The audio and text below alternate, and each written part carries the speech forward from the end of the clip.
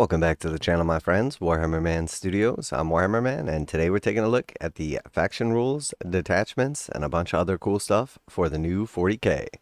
This video is sponsored by CMO Games. More on that later.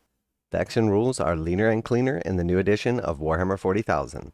Last week we had a look at how to build an army. In the new edition of Warhammer 40,000, one of the major choices you'll need to make after choosing which faction you like the most, of course, is what detachment rules you'll pick. These determine how the specific army performs, providing special rules and unique traits, as well as unique stratagems and enhancements. The index cards released at the dawn of the new edition will each come with one detachment, representing a common fighting style for a particular faction, and more will emerge as new codexes arrive and armies expand. There's one golden rule: every detachment must fit into a single double-page spread. This means you'll never need to go leafing through an armful of rulebooks to find that key stratagem. You'll have your core rules, your datasheets, and 2 pages of unique rules, and you're good to go. Remember, simplified, not simple. On top of this, every faction gets an army ability regardless of which detachment you're using. This represents the totemic aspect of the faction in war. So the orcs get Wa, Tyranids get Synapse, the Astra Militarum gets Orders, and Space Marines get Oath of Moment. So basically we're going to have detachment rules, and then we're also going to have faction abilities. And the detachment rules will change based on what detachment you take inside that faction, but then the faction rules will spread to like the overall race that you are playing. So for Adeptus Astartes, the army rule is Oath of Moment. If your army faction is Adeptus Astartes, at the start of your command phase, select 1 unit from your opponent's army. Until the start of your next command phase, each time a model from your army with this ability makes an attack that targets the enemy unit, you can reroll the hit roll and reroll the wound roll. So for instance, if you're playing Blood Angels or also Space Wolves, this is going to apply to you because it's an Adeptus Astartes army rule. And essentially you're just going to get to choose 1 unit at the beginning of your command phase, and that unit rerolls hits and wounds. So you'll be able to basically, for Space Marines, pick a specific unit and then make them perform substantially better than they normally would by giving them full rerolls. So very cool. I like it. It gives a lot of flavor to the actual armies. Rerolls are significantly less common in the new edition, so the ability to single out 1 target per round for complete annihilation reinforces the Space Marines' reputation for disciplined targeting hammer strikes. So I completely agree with this change as well. One of the biggest or worst rule changes that Games Workshop ever made was the introduction of command rerolls. So being able to reroll a single dice completely changed the math on a lot of things and made damage output substantially higher. And then obviously you start rerolling defense, and then next thing you know, rerolls just crept into everything. And by the time the game is over, instead of rolling a total of say 1,000 dice, by the time you add in your rerolls and all the other rules you have, you rolled 1,500 dice. And the fact of the matter is, when you add in all those rerolls, it takes substantially longer to play the actual game. It takes the actual randomness out of the game and allows you to basically move more towards statistical probability of something happening.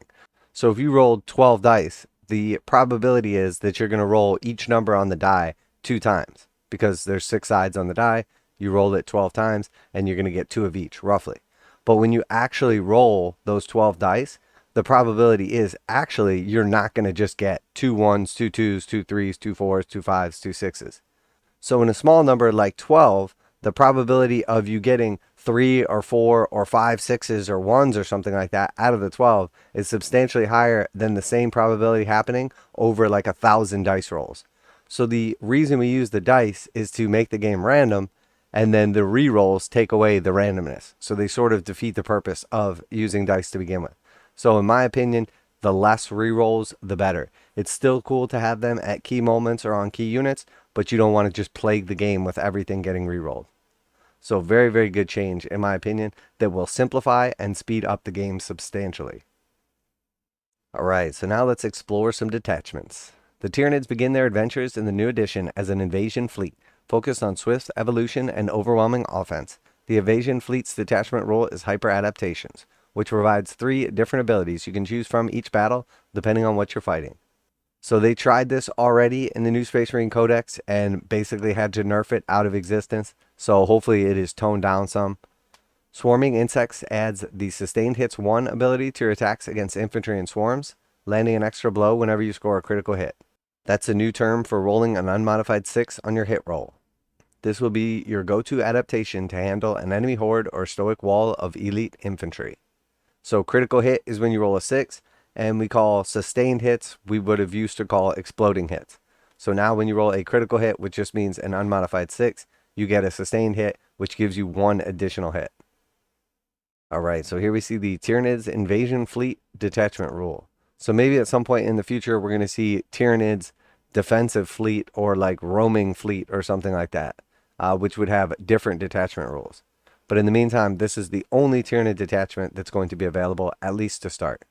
So hyper adaptations. At the start of the first battle round, select one of the following hyper adaptations to be active for Tyranid units from your army until the end of the battle. So pick one of these, you get swarming insects. Each time a Tyranid model with this hyper adaptation makes an attack that targets an enemy infantry or swarm unit, the attack has sustained hits 1 ability. That's the exploding 6s. Hyper aggression. Each time a Tyranid model with this hyper adaptation makes an attack that targets an enemy monster or vehicle unit, the attack has the lethal hits ability. So I don't know what lethal hits is going to be, but the first one was targeting infantry and swarm. The second one is targeting monsters and vehicles. And we have Hive Predators is the third. Each time a Tyranid model with this hyper adaptation makes an attack that targets an enemy character unit, if the critical hit is scored, that attack has the precision ability.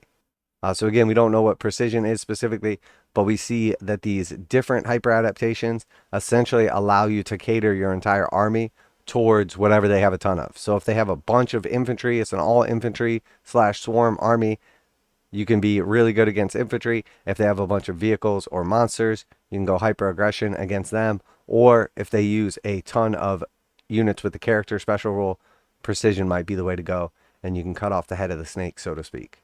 So very cool, allowing you to customize your army for who you're playing against without going way too over the top.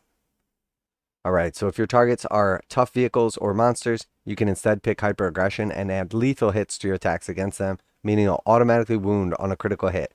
So 6's auto wound, pretty cool ability. And then for their army ability, the Tyranids can manipulate battle shock tests with synapse and shadow in the warp. But we'll find out what those do when we have a closer look at the Tyranid faction next month. So very cool. I like the idea that Games Workshop is kind of trickling out the new edition and letting us sort of get used to it and adapt to it and everything. But let's keep in mind too that we probably have like 2 or 3 months yet before this is available. I'm guessing roughly, let's say 3 months. So if they're going to trickle out an article like every other day or so, expect them to kind of break the rules down over like 30 plus articles going forward. Alright, so let's talk about stratagems and enhancements. They're also a new part of your detachment. In the previous edition, many players found it difficult to juggle and remember 2 or 3 dozen stratagems. Those days are gone. No detachment will contain more than 6 stratagems. Add to a robust universal menu of 12 core stratagems, and there's now simply less to keep track of. So there's still a lot of stratagems. 12 core stratagems is good, but that gives you 18 total stratagems. But the beauty of this is that for all the factions, you're only going to need to remember your 6 specific stratagems, and then also the core stratagems, regardless of who you're playing. So I do like that a lot, and you still have quite a bit of selection. Armor of Contempt returns as a stratagem for the Gladius Task Force, the first Space Marine detachment. So this is the first Space Marine detachment that's going to be available, and the special rule for this Gladius Task Force is Armor of Contempt. And this is a battle tactics stratagem, and it costs 1 command point. It tells you exactly when you can use it, your opponent's shooting phase or fight phase, just after an enemy unit selected its targets. So then the target is one Astartes unit from your army that was selected as the target of one or more of the attacking unit's attacks. So they pick a unit of yours as an attack target, and then you activate the Armor of Contempt stratagem for 1 command point, and the effect is until the end of the phase, each time an attack targets your unit, worsen the armor penetration characteristic of the attack by 1. So it's not bad. It's obviously not nearly as strong as when Armor of Contempt applied to everything in your army. Now you can select a specific unit. This doesn't sound specifically amazing, but the best time you're going to use something like this, say you have a Terminator unit that normally would be saving on 2s, and they have -1 rend, you can get rid of that -1 rend so they still save on 2s. And the reason being, well, the difference between saving on 2s or saving on 3s is actually 100% damage. So you're essentially doing 50% damage reduction if it's from 1s to 2s. Because normally, let's say you rolled 6 dice, you would fail 1 save. But if they had the -1 AP, you would roll 6 dice and 1s or 2s would fail. So you would fail 2 saves, which is twice as many. So if you can stop that second save from getting failed by reducing the AP, it's actually 50% less damage. Now, if you're already going to be saving on 2s and then it goes up to 3s and then you stop the 2 changing to the 3, you know, it's a 33% reduction or 50% more damage would normally go through. So I do like that it's still in the game, but also has been toned down. Now a quick message from today's sponsor. CMO Games has been selling Games Workshop products online for over 20 years. They carry the full line of Games Workshop products, including Warhammer 40,000, Age of Sigmar, Necromunda, Blood Bowl, paint tools, and more. Almost all Games Workshop products are priced at 15% off MSRP. CMO Games takes pre-orders for most Games Workshop products released at their earliest date possible. 12:01 a.m. on Saturday, they go live. Most of these pre-order products are also priced at 15% off MSRP. CMO Games offer free shipping in the US 48 with an order of $50 or more. Their customer service is top-notch and they ship most orders within 24 hours. Visit CMOGames.com using the affiliate link in the description and let them know that you heard about CMO Games from Warhammer Man. Now, back to the video. So enhancements replace the old relic and warlord traits, offering a unified list of unique upgrades for each detachment. Unlike stratagems, there are no core enhancements. Each one is tied to a specific detachment for a specific faction, tailored to your roster and abilities. These include refined personal war gear like artificer armor or tactical talents that allow a commander to enhance the unit they're leading. So if you're not an Age of Sigmar player, a lot of this has been adapted over from Age of Sigmar, and honestly, I really like it. I like the idea of the enhancements being kind of built in. I like the idea of the stratagems being a little more situational, but then just having a broader range of them that everyone can use. So Adeptus Astartes Gladius Task Force Enhancement, Artificer Armor. So Adeptus Astartes models only, the bearer has a save characteristic of 2-up and a feel no pain of a 5-up. So very, very cool. In this case, this is basically just a relic under a different name. Hold the phone. Do we just say leading units? Find out next week here on Warhammer Community. Don't forget to check the hub page for all the latest news and new edition of Warhammer 40k. So it does say specifically, each one is tied to a specific detachment for a specific faction, tailored to your roster and abilities. These include refined personal war gear like artificer armor, or tactical talents that allow a commander to enhance the unit they're leading. So we might see something like +1 to hit, or full rerolls, or something like that for a unit that is being led specifically by a character. So it looks like, or sounds like at least, that we're going to kind of be going back to the old school rules where a character would actually join a unit instead of just standing within a few inches of multiple units and not be targeting. So we'll see how this plays out. There have been pluses and minuses to many of the different editions of 40k. In the end, the truth is, I think the rules actually matter a lot less as long as they're clear, they're simple, and the game is still fun.